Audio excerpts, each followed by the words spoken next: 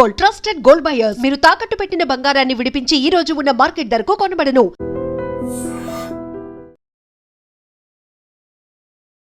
Hi నమస్తే, welcome to iDream media. నేను మీ రొద్దం శ్రీనివాస్. మంగ్లీ సత్యవతి రాథోడ్ పేరు మీద ఏదైతే వస్తున్న మైక్రో ఫైనాన్స్ స్కామ్ ఉందో అది ఇంతింతై వటుడింతై అన్నట్లుగా తయారైతుంది తెలుగు రాష్ట్రాల్లో. అదేదో సింపుల్గా 10 కోట్లు, 20 కోట్లు, 50 కోట్లు, 100 కోట్ల నుంచి ఇవాళ 500 కోట్లు, 1000 కోట్లకు పోయే అవకాశం కూడా మనకు స్పష్టంగా కనిపిస్తుంది. దగ్గర బాధితులందరూ వారం 10 రోజులుగా బహిరంగంగా ఇన్ని రోజులు బయటకి రాని బాధితులు ఇప్పుడు ఎక్కడికక్కడికి వచ్చి రోడ్ల మీదకి వచ్చి నిరసన వ్యక్తం చేస్తున్నారు. కేసులు పెట్టడంతో పాటు ఆందోళనలు చేస్తున్నారు, ధర్నాలు చేస్తున్నారు. ఈ కేసును మొట్టమొదట తెలుగు రాష్ట్రాల్లో వెలుగులోకి తెచ్చిన వ్యక్తి ఎవరైతే ఉన్నారో హైకోర్టు అడ్వకేటు సుబ్బు, ఆయన మళ్ళీ మనతో ఉన్నారు. ఈ కేసుకు సంబంధించి తాజా డెవలప్మెంట్స్ మీద నిన్న ఏదైతే శివ చౌహాన్ మంగ్లీ తమ్ముడు బషీర్బాగ్ ప్రెస్ క్లబ్లో పెట్టాడు ప్రెస్ మీట్లో మాట్లాడిన అంశాల మీద, అదేవిధంగా మంగ్లీ ఈరోజు ఒక విక్టిమ్ కార్డు ప్రదర్శిస్తూ తను పొరపాటున ఒక పూట భోజనం తిన్న పాపానికి ఇంత మానసిక క్షోభ భరించాల్సి వస్తుందని ఆమె ఇందాక స్పందించింది. దీని మీద మాట్లాడదాం. సుబ్బు గారు నమస్తే. నమస్కారం అండి. సుబ్బు గారు, నిన్న శివ చౌహాన్ బషీర్బాగ్ ప్రెస్ క్లబ్లో ప్రెస్ మీట్ పెట్టాడు. బహుశా మీరు మొత్తం విని ఉంటారు. ఆయన ప్రధానంగా ఏం చెప్తున్నా అంటే ఈ 30 రోజుల నుంచి తనపై వస్తున్న ఆరోపణలు ఏవైతే ఉన్నాయో అవి కేవలం పూర్తి బురద జల్లేటివే, అవాస్తవము. ఈ స్కామ్తో నాకు కానీ మా అక్కకు కానీ ఎలాంటి సంబంధము లేదు. ఆ ఫోటో జస్ట్ ఆ రోజు ఏదో తీజ్ పండగ గురించి మాట్లాడడానికి వచ్చినప్పుడు నేను సరదాగా దిగింది, అది జూన్ 9వ తీసిన ఫోటోనే అని ఆయన చెప్తున్నాడు. ఏంది అసలు దీన్ని, ఈ ట్విస్ట్లు ఏంటి అసలు ఈ కేసులో? అసలు మొట్టమొదటిగా ఇంత పెద్ద కేసుని మీడియాలో అంటే మీడియా మిత్రులకు నిజంగా నా హృదయపూర్వక నమస్కారాలు. ఎందుకంటే ఇంత పెద్ద కుంభకోణాన్ని బయటకు తీసుకురావడంలో మీడియా నాతో పాటుగా మీడియా ముఖ్య భూమికి పోషించింది. డిజిటల్ మీడియా, అందులో ఐడ్రీమ్ ఒకటి. నిజంగా అభినందనీయం. ఎందుకంటే ఇంత పెద్ద స్కామ్ను బయటకు తీసుకురావడంలో నాతో పాటు చాలామంది, నాస్తిక్ రాకేష్ అని, భాను అని, అనిల్ అని, తర్వాత ఇట్లా చాలామంది, రానా, ఇట్లా చాలామంది ఉన్నారు. సో వాళ్ళతో పాటుగా ఐడ్రీమ్ చాలా ముఖ్య భూమికి పోషించి నిజంగా ఐడ్రీమ్కి నిజంగా నా నమస్కారాలు. అయితే నిన్న పెట్టినటువంటి ఈ ఏదైతే ప్రెస్ మీట్ ఉందో శివ చౌహాన్, అదంతా తప్పు తడక అంతా అల్లినట్టు. ఎలా అంటే మొదట్లో వాళ్ళక్క విక్టిమ్ కార్డు వాడింది, తర్వాత Kollam card, caste card use చేశారు, తర్వాత విమెన్ కార్డు యూజ్ చేశారు. ఈ అబ్బాయి వచ్చి అసలు అప్రస్తుతమైనటువంటి ఒక అంశానికి మతాన్ని జోడించడం అనేది, ఆలయానికి ఏంటి అసలు దీనికి ఏంటి సంబంధం అంటే ఇక్కడ ఏంటంటే ఇండైరెక్ట్ గా వాళ్ళు మతాన్ని కూడా తీసుకొస్తున్నారు. సో ఇక ఆఖరి ప్రయత్నంగా మతాన్ని కూడా తీసుకొస్తున్నారు. అంటే చూస్తే అర్థమవుతుంది వాళ్ళు ఎంత దిగజారిపోతున్నారు రోజుకి అని. నేనేమంటానంటే నిజంగా మీ దగ్గర తప్పులు ఇవ్వు, నిజంగా మీ దగ్గర ఎటువంటి పాపం పుణ్యం తెలీదు. ఇప్పుడే ఈ వేదికగానే నేను మీకు ఆహ్వానం పలుకుతున్నా, రండి కూర్చొని మాట్లాడదాం.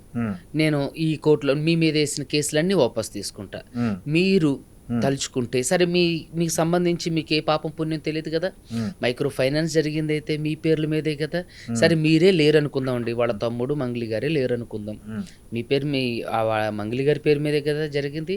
సో అలాంటప్పుడు సామాజిక బాధ్యతగా ఆవిడ వాళ్ళందరినీ పిలిపించి ఎవరెవరైతే ఈ డబ్బులు దండుకున్నారో వాళ్ళందరినీ పట్టుకొచ్చి ఎవరి డబ్బులు వాళ్ళకి, సరే రూపాయి ఇచ్చినోడు కాదు 30 ఇచ్చేయండి ఆమె చెప్తోంది కదా, న్యాయం చేయండి బాధితులు. ఎక్కడ ఎలా న్యాయం చేస్తారండి? ఈవిడ ఏం చేసింది, భారీ స్టేట్మెంట్లు, బాధితులకి నేను అండగా ఉంటాను. ఎక్కడ అండగా? పాల్తాండాలో రమేష్ ఆయన చనిపోయారు, రమేష్ నాయక్. ఆయనకి కనీసం సంతాపం అయినా తెలియజేశారా? ఆ ఊరికి వెళ్ళారా, ఆ గ్రామానికి వెళ్ళారా? ఏది బాధితులకు అండగా ఉంటాను అని అంటే షో పుటప్గా ఒక చేసేస్తే స్టేట్మెంట్ పోస్ట్ చేస్తే సరిపోతుందా? నైతిక బాధ్యత ఉండదా? మనం మనుషులుగా పుట్టినప్పుడు ఇంతమంది చనిపోతున్నప్పుడు దాదాపుగా మృతుల సంఖ్య 9కి చేరిందని అంటున్నారు. నేను ఏమంటానంటే 9 మంది చనిపోయారు అంటే అది ఎంత పెద్ద స్కామ్ అయి ఉంటే, లేకపోతే వాళ్ళు ఎంత మానసిక క్షోభ అనుభవించుంటే చనిపోతారు.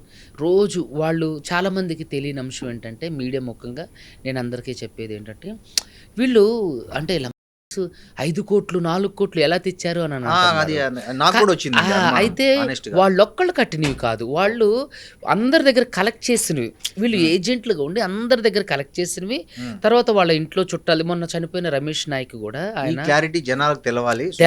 మళ్ళీ చెప్పండి మీరు, ఇప్పుడు ఏదైతే బాధితులు ఆన్ రికార్డు మేము 4 కోట్లు కట్టాం 5 కోట్లు కట్టామంటే ఒకవైపు వాళ్ళు పుస్తెల తాడు చూపిస్తూ, అంటే ఎవరు జనాలు చాలా మంది నమ్మట్లేదు అది.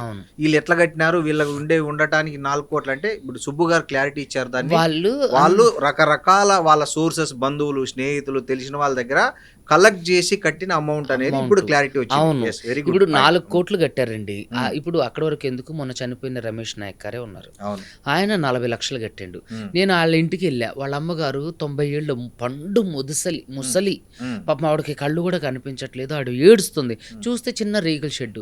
నాకే వచ్చింది, ఎలా కట్టారమ్మా మీరు 40 లక్షలు అంటే, వాళ్ళ భూమి అమ్మేశారంట. తర్వాత వాళ్ళ రిలేటివ్స్ దగ్గర అప్పు తెచ్చారట, బంగారం మొత్తం పూర్తిగా అమ్మేశారట.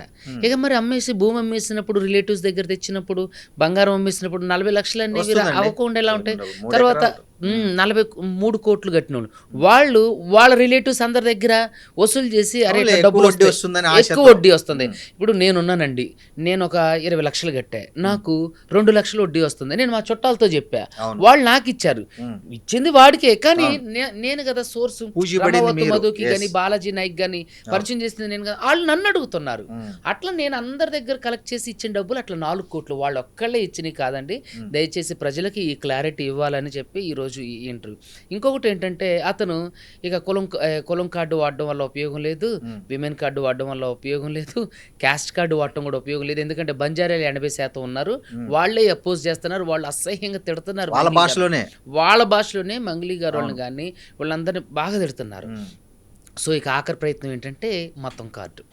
సో నేను గుడికి వెళ్ళి, నేను హనుమంతుడి గుడి కట్టించాను, ఈ నెలంతా అక్కడే ఉంటాను, నా బయోడేటా చెక్ చేసుకోండి, నువ్వేమన్నా ఇంటర్నేషనల్ సెలబ్రిటీ అని బయోడేటా చెక్ చేసుకోవడానికి. ఇంకోటి ఏంటంటే, వాళ్ళు ఆ రోజే పరిచయం అయ్యారట, ఐఎంఎల్ ఆ రోజే పరిచయం అయిన వాళ్ళతో భోజనం చేయగలుగుతారా మనం?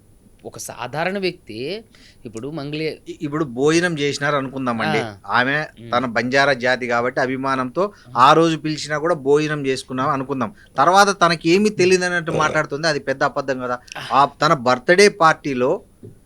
బర్త్డే పార్టీలో మధు ఉన్నట్లు క్లియర్ గా వీడియో కూడా బయటకు వచ్చింది. అసలు ఫస్ట్ తన ఇంటిని ఆ ఆఫీస్ కి ఇచ్చింది ఆమె. ఆ శివ ఇతను కలిసి చాలా సార్లు కలిశారని బాధితులు చెప్తున్నారు. ఇన్ని ప్రూఫ్స్ కళ్ళెదురుగా ఉంటే మాకు తెలియదు, అప్పుడే ఫస్ట్ కలిసిన అంటే. అయితే మీకు ఇంకొక ట్విస్ట్ చెప్తా ఇందులో, చెప్పండి. ఫస్ట్ రోజు నేను ఈ ఇష్యూ గురించి నాకు తెలిసినప్పుడు, నేను ఒక మ్యూజిక్ డైరెక్టర్ గారి ద్వారా, మీకు తెలుసు ఆయన, అవును, సో ఆయన ద్వారా మాట్లాడినప్పుడు డైరెక్ట్ రమవత్తు మధుని వాళ్ళ తమ్ముని లైన్లో తీసుకుని మాట్లాడేది. నాకు అసలు ఆడెవడో తెలియదు అంత ఫస్ట్. మరి కాంటాక్ట్ నెంబర్ ఎట్లా అలా ఉంది. ఇంకోటి ఏంటంటే, ఒక 10 నెంబర్లు ఉన్నాయి రమవత్తు మధువి బాధితుల దగ్గర, ఏం కలవట్లా, కానీ మంగ్లీ దగ్గర ఉన్న నెంబర్ కలుస్తుంది. ఇది పాయింట్. ఫస్ట్ అసలు ఆడెవడో నాకు తెలియదు అంది, వన్ లైన్ లోకి తీసుకుంది. వాడెవడో నాకు తెలియదు. మొన్న కూడా నేను కేసు పెట్టి ఎఫ్ఐఆర్ అయిన తర్వాత, ఈవిడ పంజాగుట్ట పోలీస్ స్టేషన్కి వెళ్ళిన తర్వాత కూడా అందరు మీడియా ముఖంగా అంది, ఆ మధు నాయక్ ఎవడు, ఈ బాలాజీ నాయక్ ఎవడు, ఈ హిమాకాంత్ రెడ్డి ఎవడు, ఈ సుబ్బు ఎవరు వీళ్ళంతా అన్నది. చూడండి, మీడియా ముఖంగా అది ఆన్ రికార్డ్ అని. ఈ తర్వాత నేను ఒకసారి రిలీజ్ చేశా, ఏది తన బర్త్డేలో ఉన్నప్పుడు రమావత్తు మధుని నేను రిలీజ్ చేశా, ఐ డ్రీమ్ లో రిలీజ్ చేశా, అన్ని ఛానల్కి రిలీజ్ చేశా. సైలెంట్ అయిపోయారు. తర్వాత ఇప్పుడు ఓకేనండి, వాళ్ళ తమ్ముడే అండవు, ఏది నేను వెళ్ళా, అక్కని పిలిస్తే అక్క రానంటే నేను వెళ్ళా, ఆయన సెలబ్రిటీ, ఆయన వెళ్తే ఆ బిజినెస్ పెద్దగా అవడానికి ఈ మాట అన్నాడు. అక్కను ఫోన్ లో మాట్లాడిచ్చా వెంచర్ ప్రారంభానికి, కానీ ఆమె రానడంతో నేను వెళ్ళా అన్నాడు. నిన్నెందుకు తీసుకెళ్లారు? ఇప్పుడు మీరు వెళ్ళడానికి, ఇప్పుడు శివ వెళ్ళడానికి అతను సెలబ్రిటీ కాదు కదా. ఇప్పుడు అతను వెళ్ళడం వల్ల అక్కడ గొప్పగా ఏమి, ఇప్పుడు మంగ్లీ గారు వెళ్ళారు అని అంటే తనకి బిజినెస్ పెరిగిద్ది అనుకుంటాం.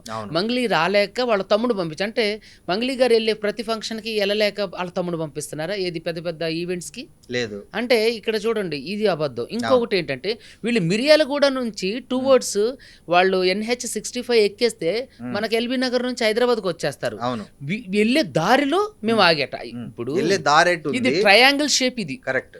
ఇప్పుడు అదేంటంటే త్రిభుజాకారంగా ఉంటది. హైదరాబాద్ వచ్చే రోడ్ ఏమో NH65 ఎక్కేది. సో దేవరకొండ నుంచి వెళ్ళి మీరు దేవరకొండలో పాల్ తాండా ఎక్కడ, ఇది మన ఒద్దిపట్ల తాండాకి ఎట్లా వెళ్ళారు? అది దారిలో కాదు కదా, హైవే ఇటు ఉంది, ఇటు మీరు వెళ్ళింది, మీరు వెళ్ళే దారిలో అని చెప్తుండ అబ్బాయి. అక్కడ కూడా కాదండి, క్లియర్గా అక్కడ ఉన్న అతను నేనే ఇచ్చాను నా చేతులతో డబ్బులని అతను ప్రత్యక్ష సాక్షి చెప్తుంటే కూడా అవును. ఇక్కడ ఇప్పుడు అతను ఏంటంటే ఒక మంచి స్క్రిప్ట్ రాసుకొని వచ్చి చక్క పక్కన పెట్టుకొని చక్క చూసుకుంటూ చెప్పేస్తాడు శివ చౌహాన్. ఫోటోలు చూపిస్తున్నారండి, ఫోటోలు చూపించి ఎక్స్ప్లెనేషన్ కాదు మాకు కావాల్సింది, మేము ఇచ్చిన ఆధారాలకి మీ దగ్గర ఉన్న ఆధారాలు ఇవ్వండి. ఇప్పుడు మేము అసలు ఆ మంగ్లీ గారు ఏమన్నారు, ఆడెవడో నాకు తెలియదు అని అన్నారు. ఆడెవడో మీకు తెలియకపోతే రానున్న అంటే ఆవిడ అనుకున్నారు ఇది ఏం కాదులే, ఇది బయటకు వచ్చేది కాదులే, ఇదంతా మనం ఆవిడకి అలవాటే. ఆవిడ తెర ముందు ఒకలా ఉంటారు, మంగ్లీ గారు తెర వెనక చాలా అసహ్యమైన మాటలు మాట్లాడతారు. ఏం మాట్లాడారు?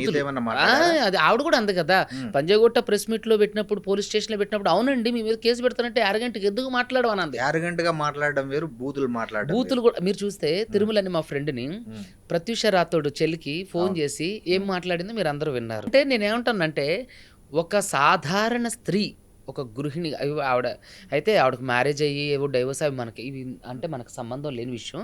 ఒక సాధారణ స్త్రీ అలా మాట్లాడగలదా? ఇప్పుడు మన ఇంట్లో ఉన్నారు అమ్మ వాళ్ళు కానీ మన వాళ్ళు అలా మాట్లాడతారా?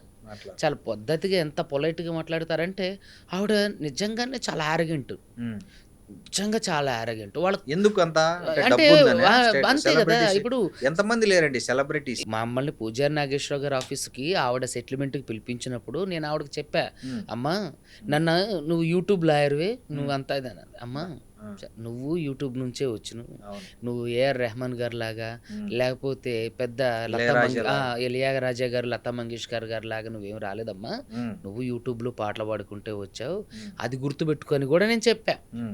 అది కూడా చెప్తే ఏంటంటే ఎట్లా అంటే ఆవిడ ఒక ప్రిన్సెస్, ఎట్లా అంటే మహారాణి ఎలా అయితే ఇప్పుడు మనకు ఉన్నారో అట్లా ఫీల్ అయిపోతుంది అన్నట్టు. So what ever it is, అది వాళ్ళ వ్యక్తిత్వం అనుకోండి. కానీ ఇక్కడ ఈ ప్రెస్ మీట్లో పస లేకుండా అయిపోయింది. శివ చౌహాన్ పెట్టిన దాంట్లో పస లేకుండా అయిపోయింది. ఏం మాట్లాడారు అందులో, ఏం నిజాలు ఇచ్చారు, ఏం ఆధారాలు ఇచ్చారు? మంగ్లీ గారు ఒక వీడియో రిలీజ్ చేశారు నాది, ఏది ఆవిడ దొంగతనంగా ఏది మన వేణు ఉడుగుల గారు మేము అన్నది ఉంది. అందులో వాళ్ళ గడ్డం పట్టుకొని బ్రతులాడుతున్నట్టుంది. అందులో నేను ఎక్కడైనా బెదిరించినట్టు గానీ డబ్బులు అడిగినట్టు గానీ ఎక్కడైనా ఉందా? అదే అసలు ఆ వీడియో రిలీజ్ చేశారు. ఆవిడ దగ్గర నిజంగా వాస్తవాలు ఉండి ఆవిడ దగ్గర నిజంగా ఎవిడెన్స్ ఉంటే ఆ వీడియోతో పాటు ఇవి కూడా రిలీజ్ చేయాలి కదా, చెప్పండి. అవును. సో ఇక్కడ ఏంటి అని అంటే మనుషుల్ని మభ్యపెట్టామని ప్రతి స్థాయిలో ప్రయత్నం చేస్తూనే ఉన్నారు, వాళ్ళు విఫలం అవుతూనే ఉన్నారు. ట్రయాంగిల్ షేప్లో ఉన్నటువంటి దేవరకొండ ఎక్కడ, దేవరకొండ దగ్గర ఒద్దిపట్ల తాండా ఎక్కడ, మిర్యాలగూడ ఎక్కడ, హైదరాబాద్ ఎక్కడ? మిర్యాలగూడ ఇంకో మాట అన్నాడు శివ చౌహాన్, 14 ఏళ్ళ నుంచి మేము ఒక్కొక్క మెట్టు కష్టపడి ఎక్కుతూ వచ్చాము, మేమెందుకు చేస్తాము, నేను నమ్మే ఆంజనేయ స్వామి మీద, హనుమాన్ మీద, సేవాలాల్ మీద ఒట్టేసి చెబుతున్నాను, నాకు మా కుటుంబానికి దీంట్లో ఎలాంటి సంబంధం లేదు అని కూడా చెప్పాడు. అదేనండి, ఇప్పుడు ఒట్టేయడం అది చాలా సింపుల్ థింగ్. ఇప్పుడు మీరు చూసుకున్నట్లయితే కోర్టులో ఏం చేస్తారు, భగవద్ మీద ఒట్టేసి అని మాట్లాడిస్తారు.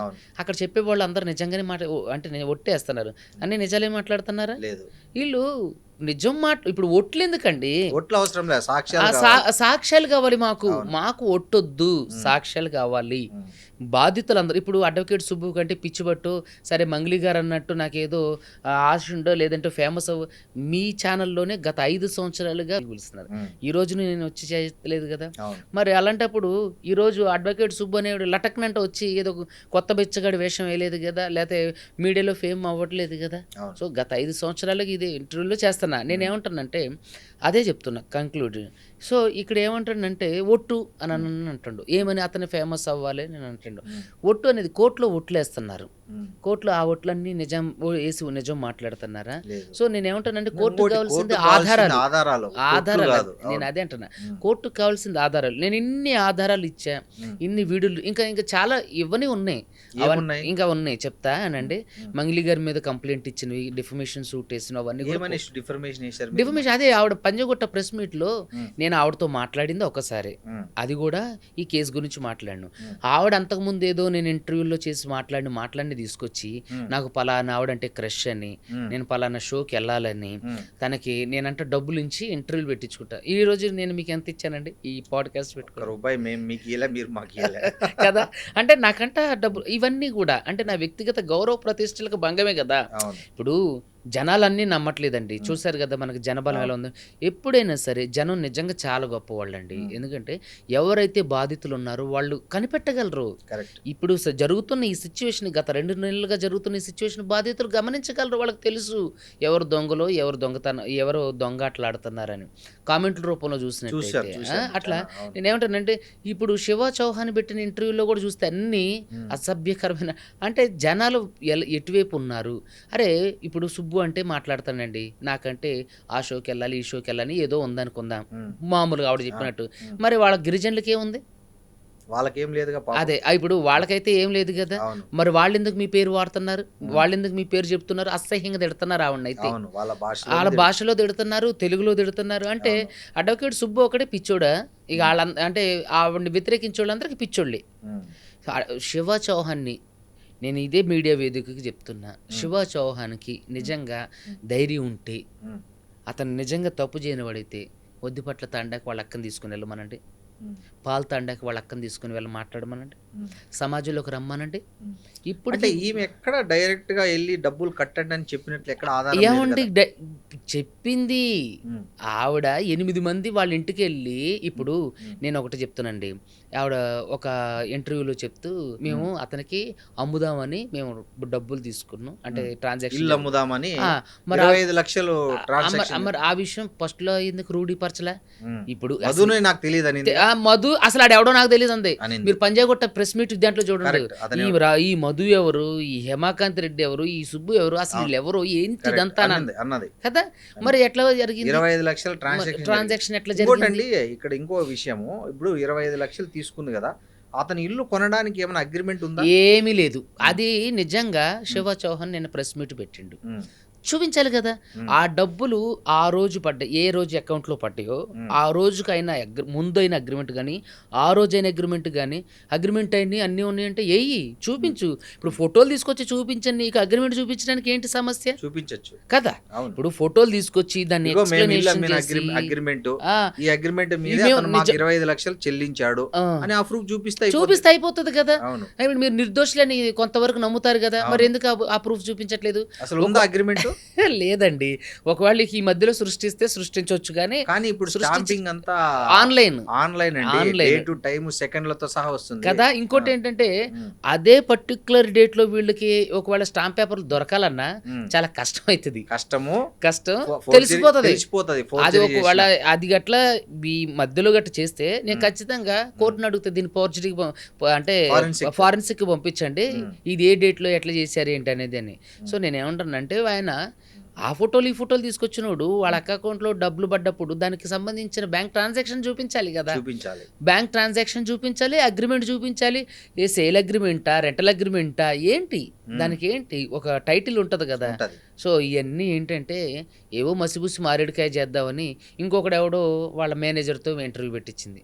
అతను ఎవరు? అతనికి ఏమన్నా ఈ కేసుకు సంబంధం ఉందా? అంటే మీరు అన్ని ఆయనకి చెప్పే చేస్తున్నారా? తను ప్రెస్ మీట్ పెట్టి మంగ్లీ మేడంకి దీనికి సంబంధం లేదు అని రూఢీపరుస్తుండు. అతను ఏమన్నా మాకులాగా అడ్వకేటా లేకపోతే పోలీసా కోర్టా? ఏంటంటే మంగ్లీ ప్రతి స్థాయిలో కూడా ఈ ఇష్యూ బయటకు వచ్చినప్పటి నుంచి మీడియా ఛానల్ అందరికీ ఫోన్ చేసి వీడియోలు డిలీట్ చేయమని అడగడం. వీడియోలు డిలీట్ చేసే ఎవరు వీడియోలు డిలీట్ చేయలేదు. రెండోది ఎవరైతే ఈ పేడ్ బ్యాచ్ ఉన్నారో పిల్లలు నాయక్ మీడియా ముందు చెవి కూసిన మేకల్లాగా మాట్లాడుతున్నారు. వాళ్ళు ఎవరు? వాళ్ళకి నిజంగా చిత్తశుద్ధి ఉంటే వాళ్ళ బంజారా బిడ్డలు చనిపోతున్నారు, వాళ్ళ బంజారా బిడ్డలు 80% ఉన్నారు. ఈరోజు నిజంగా ఈ మీడియా వేదికగా సంపత్ నాయక్ని ప్రత్యూషాన్ని నేను ప్రత్యేకంగా అభినందిస్తాను. ఎందుకంటే సరే వాళ్ళ ఆలోచనలు వేరే అయి ఉండొచ్చు, వాళ్ళ సిద్ధాంతాలు వేరే అయి ఉండొచ్చు, వాళ్ళు రాజకీయ పరంగాను ఇంకోటి ఏదైనప్పటికీ కూడా వాళ్ళ ఉద్దేశాలు వాళ్ళు పోరాటం చేస్తున్నారు. వాళ్ళకి ఎంత వ్యతిరేకత వచ్చినా సరే వాళ్ళు నిలబడ్డారు. ఈరోజు మరి కొర్ర మోతీలాల్ నాయక్ ఎక్కడికి పోయిండు? ఉస్మానియాలో ఉన్నటువంటి కొంతమంది విద్యార్థి నాయకులు ఉన్నారు, ఒక 7-8 మంది. వాళ్ళు ఎక్కడికి పోయారు? మరి వచ్చి పాల్తాండాలో వాళ్ళు వచ్చి పరామర్శించాలి కదా, పరామర్శించి మాట్లాడాలి కదా. వస్తే అక్కడ వాళ్ళు బట్టలోడు తీసుకొడతారు. సో వాళ్ళు రాలేరు, ఎందుకంటే అర్థమైపోయింది జనాలకి పేడు బ్యాచ్ అని డబ్బులు తీసుకొని. ఇది కూడా ఒక కేసు అవుతుందా? ఇది ఒకవేళ నిజంగా మంగ్లీ చెప్పినట్టు నేను అమ్మడానికి నా 25 లక్షలు తీసుకున్నా అంటది, ఒకవేళ ఈ అగ్రిమెంట్ ప్రూఫ్ లేకపోతే ఇది విట్నెస్ అవుతుందా కేసులో? కేసే ఆవిడ మీద. ఎందుకు అని అంటే ట్రాన్సాక్షన్కి ఆవిడ ఆధారాలు చూపించాలి. ఒకవేళ ఫేక్ ఏమైనా సృష్టించిన రూపాయి 2 రూపాయలు కాదు, కాదు. 25 లక్షలు. 25 లక్షలు అవును. అంటే ఐ విట్నెస్సే చెప్తుండు. డబ్బులు కలెక్ట్ అయితేనేమో వాళ్ళ తమ్ముడు శివ వచ్చి తీసుకెళ్ళి, మంగ్లీ వాళ్ళ తమ్ముడు శివ వచ్చి తీసుకెళ్తుండ్రు. అతను ఈరోజు వచ్చి మీడియా ముందు మాట్లాడతాడు. నాకు అర్థం కాని అంశం ఏంటంటే, వాళ్ళని ఈ ప్రశ్నలన్నీ మీడియా వాళ్ళు కూడా వేస్తే బాగుండు, మన మీడియా మిత్రులందరూ కూడా. ఏసే అంతా వాళ్ళు ఇయరండి, వాళ్ళు చెప్పేసి వెళ్ళిపోతారు. ఇప్పుడు నిజంగా వాళ్ళ దగ్గర నిజాయితీ ఉంటే క్వశ్చన్స్, నేను ప్రతి ఇంటర్వ్యూలో కూడా మీడియా ప్రెస్ మీట్లో నేను మాట్లాడిన తర్వాత మీరు ఏమైనా క్వశ్చన్స్ ఉంటే అడగండి అని చెప్తా. మరి అలా క్వశ్చన్స్ అడగాలి కదా. నేనేమంటానంటే, ఏదో ఒక స్క్రిప్ట్ తీసుకొని వచ్చి చదివేసి వెళ్ళిపోతే సరిపోయిందా? శివ చౌహాన్ నైతిక బాధ్యత వహించాలి.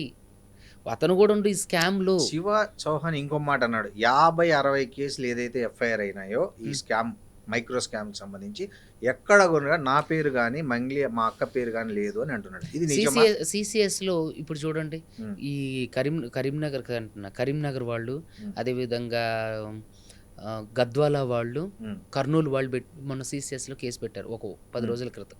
అందులో మంగ్లీ పేరు, వాళ్ళ తమ్ముడి పేరు కూడా ఉంది. దీనికి ఏం సమాధానం చెప్తాడు శివ?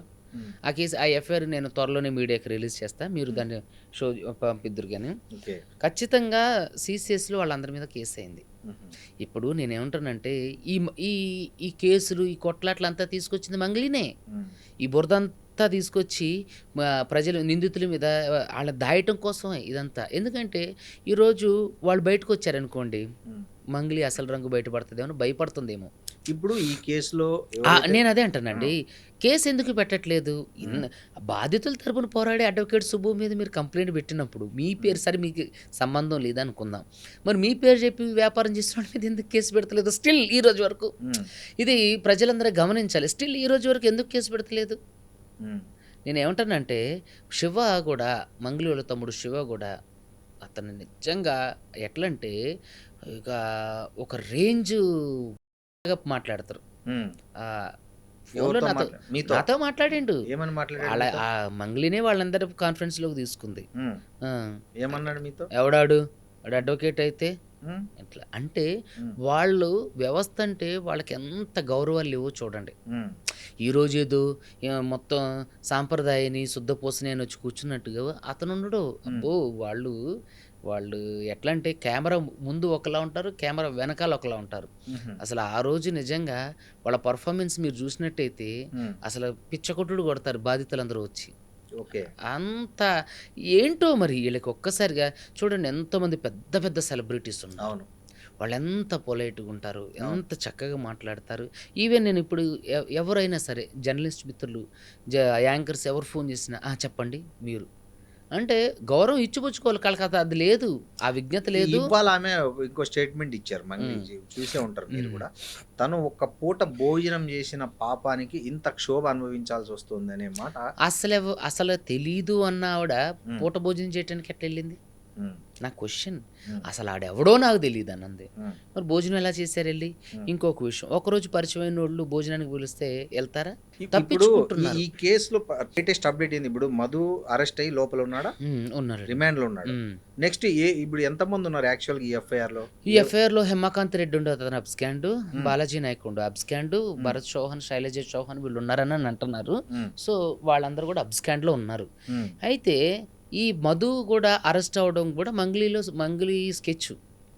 ఎలా అంటే, ఇన్ని రోజులు బయటికి రాని రమావత్తు మధు ఈ ఇష్యూ పెద్దగా ఇచ్చి బాధితులందరూ రోడ్డు మీదకి వచ్చేసరికి కిందకు ఒక గదిలోనే దాక్కొని వీడియో రిలీజ్ చేయాలి. అదేదో మీడియా మిత్రులందరికీ చెప్తే ప్రెస్ మీట్ పెడతారు కదా, ప్రెస్ మీట్ లో చెప్పొచ్చు కదా. ఎందుకు ఒక ఇంటర్వ్యూకి వెళ్ళి నేనేమంటానంటే, ఆవిడ పోలీసుల్ని మేనేజ్ చేయగలిగినటువంటి సత్తా ఉన్న ఆవిడ మంగ్లీ. ఒక విషయం చెప్పాలంటే, ఆడపిల్ల అయినా సరే డీజీపీని 1/2 అవర్లో 1 అవర్లోనూ కలవగలిగింది. బాధితులందరూ కూడా పిచ్చివాళ్ళు అయింది. పాలు తాండాలో కానీ, ఒద్దిపట్ల తాండా కానీ, చుట్టుపక్కల వాళ్ళందరూ ఎందుకు మంగ్లీ అన్నారు? ఇక్కడికి వచ్చింది ఆవిడ, ఇక్కడ మాట్లాడుకున్నారు, వాళ్ళ చెల్లికి పెళ్లి మాట్లాడుకున్నారు. ఇప్పుడు వీళ్ళతో ఏం మాట్లాడకుండా, మంగ్లీ వాళ్ళు ఏం మాట్లాడకుండా, రమావత్ మధు అయితే అందరితో చెప్పడుగా ఆ విషయాన్ని కదా, చెప్పడు కదా. ఒకవేళ జరగలేదంటే వాళ్ళందరూ ఉమ్మేస్తారు కదా రమావత్ మధు మీద. ఇప్పుడు ఇది ఎంక్వైరీ ఏ స్టేజ్లో ఉందండి ఇప్పుడు CCS లో? ఇప్పుడు ఎఫ్ఐఆర్ అయింది అనుకుంటానండి, దాని కాపీ తీసుకోవాలి. ఈఓడబ్ల్యూలో మాత్రం రమావత్తు మధుది ఎంక్వైరీ నడిచింది. రమావత్తు మధు వాళ్ళ తన ఏది కోవర్టే కాబట్టి వాళ్ళంతా ఒక టీం కాబట్టి ఆడు మంగ్లీ గురించి ఎందుకు నెగిటివ్గా చెప్తారు, ఉన్నట్టు కూడా చెప్పడం. సో తర్వాత మిగతా వాళ్ళు అందరూ ఇందులో ఉన్నటువంటి 7-8 మంది ఎంతో ఉన్నారు, వాళ్ళందరూ విచారణ అయిన తర్వాత తెలుసు. ఆయన కూడా ఏది ఈఓడబ్ల్యూ డీసీపీ గారు కూడా ఆవిడతో లేదు అని చెప్పలా, ఇంతవరకు మా ఎంక్వైరీలో తేలలేదు అని. అంటే ఒక్కడే అరెస్ట్ అయ్యాడు, రమావత్తు మధు, వీళ్ళందరూ ఒకటే కేటగిరీ. ఇప్పుడు అతన్ని కస్టడీలోకి తీసుకొని ఎంక్వైరీ చేస్తున్నారా ఈ కేసులో, లేకపోతే అతను ఓన్లీ రిమాండ్లోనే ఉన్నాడా? కస్టడీలోకి తీసుకుని అంటే ఈఓడబ్ల్యూ హ్యాండ్ ఓవర్లోనే ఉండు. పోలీసులు వాళ్ళు ఎంక్వైరీ చేయడానికి మాకు ఇవ్వమని అడిగితే మరి అది ఏం జరిగిందో తెలియదు. ప్రభుత్వం అధికారంలో ఉన్నప్పుడు ఏదైనా ఇట్లాంటి వస్తే సంఘటనలు వస్తే కనీసం బాధితుల పక్షాన కొన్ని సంఘాలు ప్రతిపక్షాలు మాట్లాడతాయి, అట్లీస్ట్ ధర్నాలు ఇవేం చేయకపోయినా. ఇక తెలంగాణలో వచ్చిన కొత్త పార్టీ దీని మీద మాట్లాడట్లే, ప్రతిపక్ష పార్టీ మాట్లాడట్లే, అధికార పక్షం నుంచి అసలు ఏం దీని మీద స్టేట్మెంటే లేదు. అసలు నాకు అదే అర్థం కావట్లేదండి, అసలు నాకు బుర్ర పేలిపోయేంత. అంటే తన ఇన్ఫ్లుయెన్స్ అంత గొప్పదనా, లేకపోతే ఇది మేబీ ఇది ఇంకా ఫేక్ అనా? లేదు, మేబీ ఇది ఇంకా సీఎం రేవంత్ రెడ్డి గారి దృష్టికి వెళ్ళలేదేమో. అయినా ఇంటెలిజెన్స్ వాళ్ళు అన్ని రిపోర్ట్స్ ఇస్తుంటారు. మీరు వెళ్ళే ప్రయత్నం చేశారు అంటే తీసుకుంటున్నాం అండి, ఈ 2-3 రోజులలో ఆయన అపాయింట్మెంట్ ట్రై చేస్తున్నాం. ఖచ్చితంగా సీఎం రేవంత్ రెడ్డి గారిని కలిసి ఈ ఇష్యూ గురించి పూర్తి విచారణ జరగమని సిట్ లాంటి ఒక దర్యాప్తు సంస్థను ఏర్పాటు చేస్తేనే త్వరగా ఇందులో అంటే బాధితులకు సత్వర న్యాయం జరగడానికి అవకాశం ఉంది. కాబట్టి సీఎం రేవంత్ రెడ్డి గారు అపాయింట్మెంట్ కోసం ప్రయత్నం చేస్తున్నాం. దుర్గరాజు కోట అని మా స్నేహితుడు, తను NSC అంటే యూత్ ప్రెసిడెంట్గా ఉండు, సో అతను చేస్తానని చెప్పారు.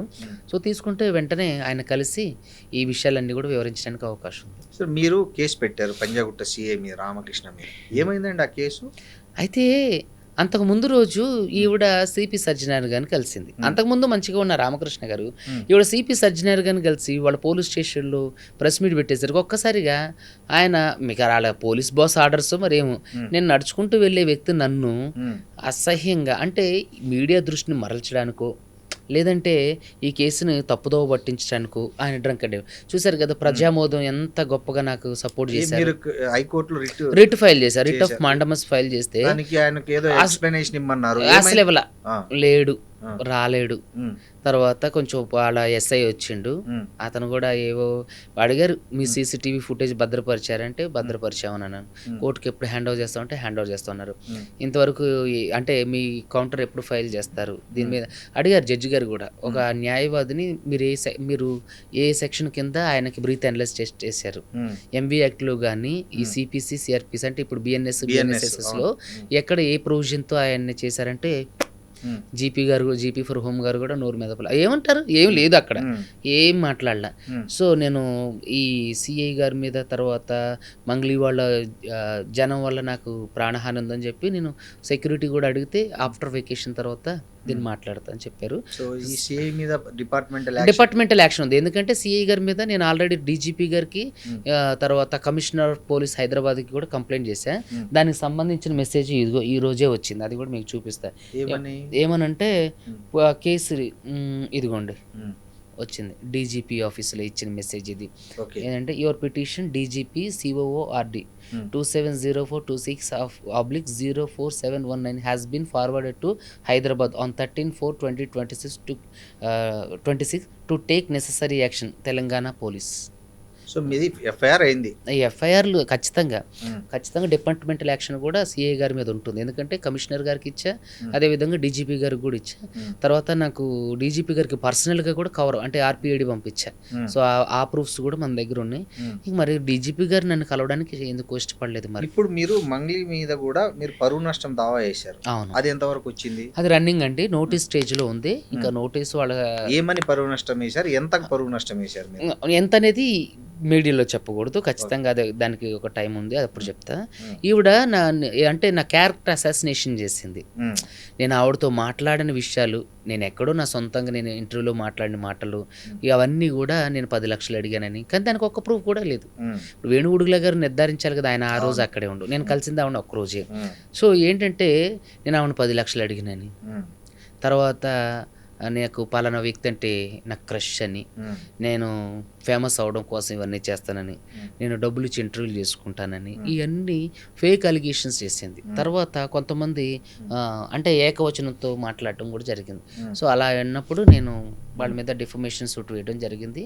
సో సిఐ గారి మీద కూడా డిఫమేషన్ సూటు ఫైల్ అయింది. ఓకే. సో ఆమె నోటీసులు వెళ్ళాయా మంగ్లీకి నోటీస్ స్టేజ్లో ఉంది, మరి కాబట్టి తీసుకున్నారో లేదో తెలీదు. నోటీస్ తీసుకోకపోయినా పేపర్ ప్రకటన వేసేసి కేసు ఫైల్ చేయడమే. ఓకే. సో బాధితుల తరఫున మీరు ఇంకేం చేయబోతున్నారు ఈ కేసులో? ఖచ్చితంగా దీంట్లో ఎంతవరకు పురోగతి సాధించగలమో అంతవరకు సాధిస్తామంటే, దీన్ని ఎంతవరకు వేగవంతం చేయాలో అంతవరకు వేగవంతం చేస్తాం. సీఎం రేవంత్ రెడ్డి గారి అపాయింట్మెంట్ దొరికిన ఇమ్మీడియట్గా ఈ విషయం గురించి చర్చిస్తాం. కవిత గారిని కానీ లేదా కేటీఆర్ గారిని కానీ కలుస్తారా? వాళ్ళ సపోర్ట్ నేను ఎవరిని కలవనండి. కోర్టుల మీద నాకు చాలా నమ్మకం ఉంది. సీఎం రేవంత్ రెడ్డి గారిని కలిసే అవకాశం ఉంది, ఎందుకంటే ఆయన ముఖ్యమంత్రిగా ఉన్నారు కాబట్టి, ఆయన చేతిలో అధికారం ఉంది కాబట్టి. ఇప్పుడు ఆయన కలిస్తే మనకి చాలా. మీరు ఒక్కరే కలుస్తారా? బాధితులందరినీ తీసుకెళ్లి కలుస్తారా? నేను ఇంకొక తిరుమలేషన్ మా స్నేహితులు వెళ్ళి కలిసి ఫస్ట్ విషయం చెప్పి, మళ్ళీ ఒక రోజు మీరు ఎప్పుడు టైం ఇస్తారో చెప్తే సార్ బాధితులలో కొంతమందిని తీసుకొస్తామని చెప్పి, లేదంటే ఆయన ఎవరినన్నా అధికారిని అపాయింట్ చేస్తే అతనికి వివరాలన్నీ చెప్పడం జరుగుతుంది. ఖచ్చితంగా దీన్ని ఎట్టి పరిస్థితుల్లో బాధితులకు న్యాయం జరిగేంత వరకు. ఎంతుందండి స్కామ్ వాల్యూ ఇప్పుడు? నా దగ్గరకు వచ్చిన వాళ్ళు బాధితులది అయితే 9.5 నుంచి 10 కోట్లు అండి. కానీ వద్దిపట్ల తాండా అటువైపు, తర్వాత పాల్తాండ, వీళ్ళందరూ చెప్పేది ఏంటంటే 1300 కోట్ల స్కామ్ అండి అంటున్నారు. ఒక్కొక్క దగ్గర 650 కోట్లు 500 కోట్లు కూడా తీసుకున్నారని చెప్తున్నారు. దాని మీద ఇంకా నిర్దిష్టత స్పష్టత రాలేదు, కానీ వాస్తవానికి అయితే 100 కోట్ల స్కామ్ ఇది. ఇప్పటికి ఫైనల్ గా మీరు మంగ్లీకి ఏం చెప్తారు? ఇప్పటికైనా సరే మంగ్లీ గారికి నేను సాధారణంగా, నాకు ఆవిడ మీద ఏ కోపం లేదు. ఇప్పుడు ఒకవేళ ఆవిడ తప్పు చేశారు అని ప్రజలు చెప్తున్నారు, నా క్లయింట్లు కూడా చెప్తున్నారు. ఇప్పటికైనా గుట్టు చప్పుడు కాకోకుండా సెటిల్మెంట్ వాళ్ళ డబ్బులు వాళ్ళకి ఏంటండి, ఇప్పుడు కోర్టుల ద్వారా తిరిగి ఇన్ని నెలలు సంవత్సరాలు తిరిగి ఓపిక లేదు, వాళ్ళకి చనిపోతున్నారు. సో దయచేసి మంగ్లీ గారికి నేను సాధారణంగా ఆవిడ మీద నాకు ఎటువంటి కోపం లేదు. ఆవిడ మీద వేసిన కేసులు ఆఖరికి డిఫమేషన్ సూట్లు అన్నీ కూడా వాపస్ తీసుకుంటాం. వాళ్ళ బాధితులకు న్యాయం చేయండి, ఎవరికే తెలియకోకుండా. నేనే మళ్ళీ బయటకు వచ్చి మంగ్లీ చాలా మంచిది, సో తను సాధారణంగా మా బాధితులందరికీ న్యాయం చేసింది అని నేనే ఆవిడ గురించి పొగుడుతా. నేను ఆవిడ మీద చేసిన వ్యాఖ్యలన్నీ కూడా విత్డ్రా చేసుకుంటా, వాపస్ తీసుకుంటా. అవసరమైతే క్షమాపణ కూడా చెప్తా. నా బాధితులకు న్యాయం జరిగిందంటే నేను ఒక మెట్టు దిగైనా సరే అవసరమైతే క్షమాపణ చెప్పడానికి కూడా సిద్ధంగా ఉన్నా. మంగ్లీ గారు సిద్ధమా? Thank you.